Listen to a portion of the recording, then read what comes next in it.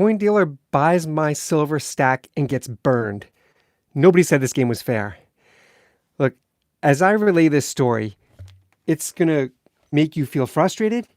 It's going to make you second guess what we are all doing in this world of stacking silver. And on both sides, if you're a stacker like me, you're going to feel that way. If you're a coin dealer on the other side of this fence, you're also going to second guess what you're doing. And sometimes it takes a story like this. Sometimes it takes a third party to come into our life and open up our eyes. I don't know why that happens, but this is the type of thing that is going to cause that reaction. Now, just know that I got into silver stacking in the reverse way that most people got into silver stacking. A lot of people get into silver stacking because they see what's going on in this world. They're frustrated. They see that the powers that be, these political elites, they see that there's a discrepancy between like the haves and the have-nots, or the people that have power and the people that are in the trenches, right? And we see that, and then we want to take some power in our hands, some control over our financial future by swapping out this fiat currency that we learn is constantly weakening. And so we put into precious metals. That's how many people get into silver stacking. But I got into it in reverse.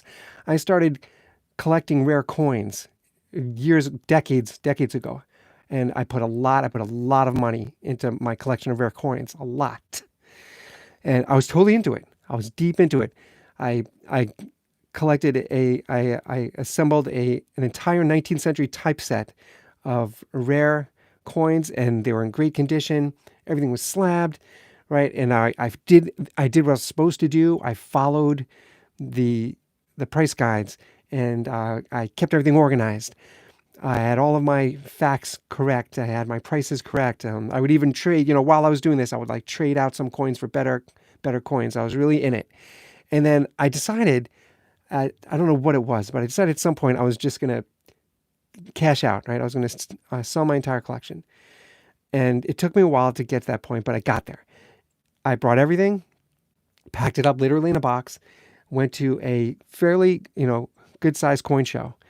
And I went from table to table, and I knew what the value of these coins were. I knew it. I was really deep in this, deep in the weeds, right? And I went from table to table, and each dealer, to use the word lowball is really putting it lightly. I mean, it was offensive.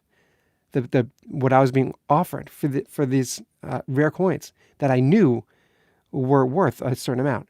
And so after that experience, I realized like there's something, like there's a difference between dealer and customer. I mean, like a real difference. And I really, honestly, I felt burned. I felt I felt a distrust, which I hadn't felt previous to that. I felt like dealers were just kind of collectors that eventually became dealers, which some are. But after that experience, I really felt like, this is really a business. I mean, this is like purely business. Okay, that being said, this story that I'm sharing with you actually is it's a video that's on YouTube, and I don't want to say exactly who is in this video, because I did that recently, and I got a lot of pushback. I mean, I got angry emails. I got people like very upset, threatening to unsubscribe from my channel.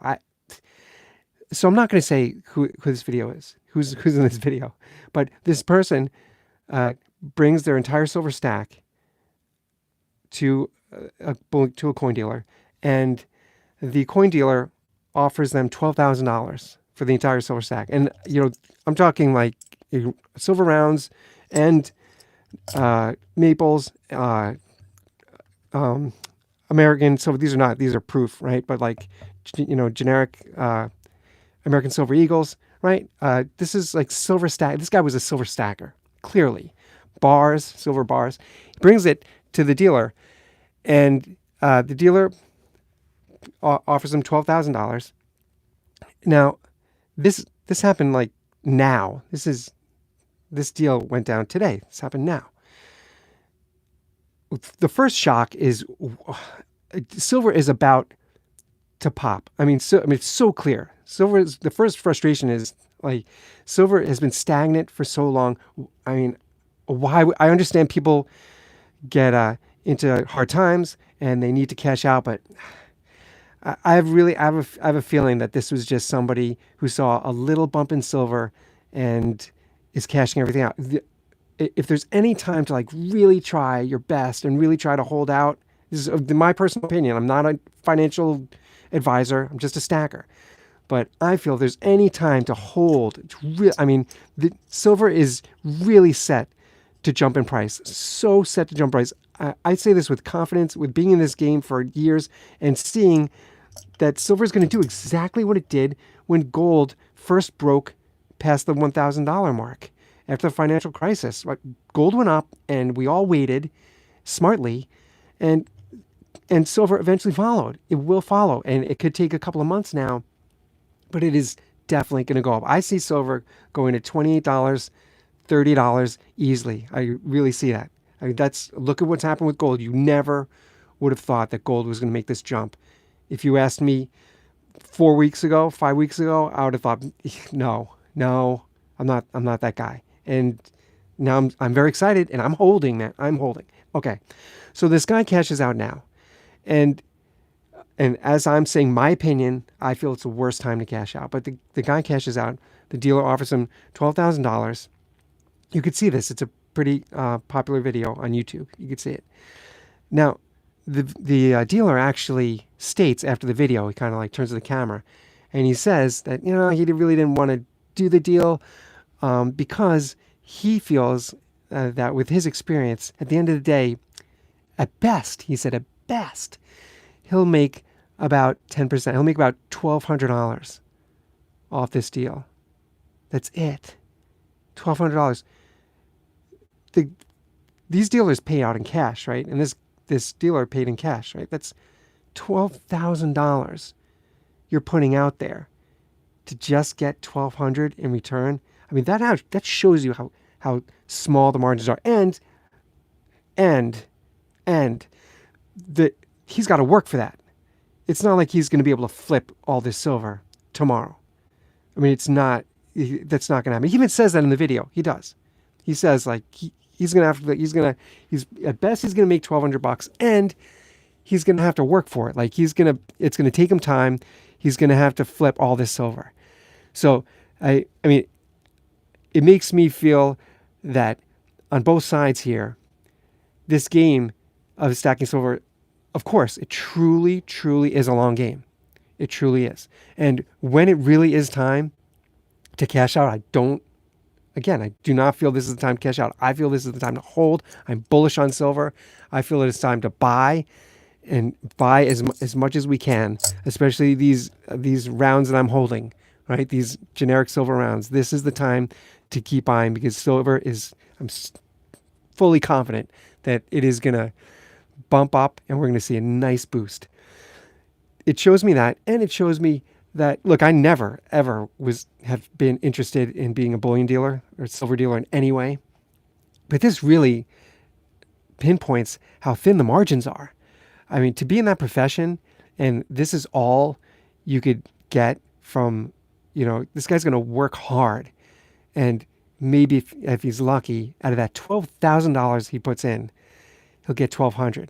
I think about the other things that you could flip for $12,000, right? If you're a car guy, I happen to be a car guy. Like I know I could get a pretty like halfway beat up car for a good price. I could put a couple of grand into it, and I could flip it for a nice price. And I'm confident I could do that for way less than $12,000, right? I mean, that is the game we're in. Really thin margins.